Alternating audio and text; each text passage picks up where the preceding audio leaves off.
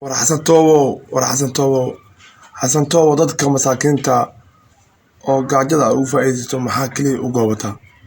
war xasan toobo ilaahay ka cabso go out dhahayo ani midaas u dhacday markii Nairobi aaday anoo dabaalnay markasta xasan toob oo dalaaliga tuuba darka dadaya sintaadiga dhaafadahay oo jeedinta tii daruurta ma xasan toob gabadhay waa qadanas artiisa siyaada xasan toob muuqaal walba muuqaal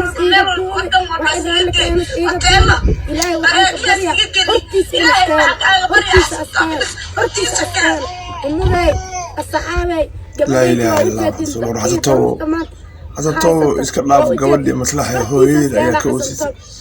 لا قبل ناسي وحيسينا وأكينا على هيرك عنا جرتي ميلها مقاعدة تجرتي لا وح حيسين سيب جرتي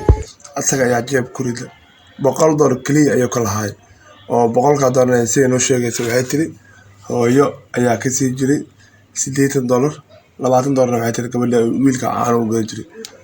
wallahi waa qof dhiban qofka waxa uu daray adduunka gaajada in lagu faa'iideysto ato sharne asagana wuxuu noqday doqon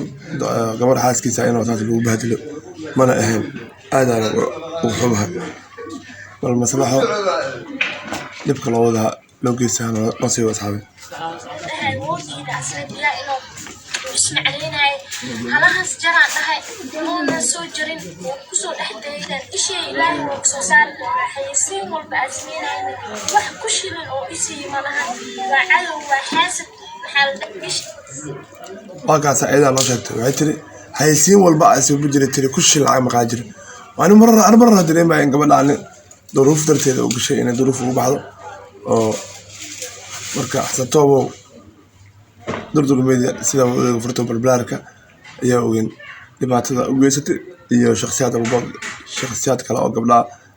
iyo gabadha maslaxada oo maanta xafiiskii waa uu furan yahay shaqada waa ay bilaabanaysaa maalinta sabtida ah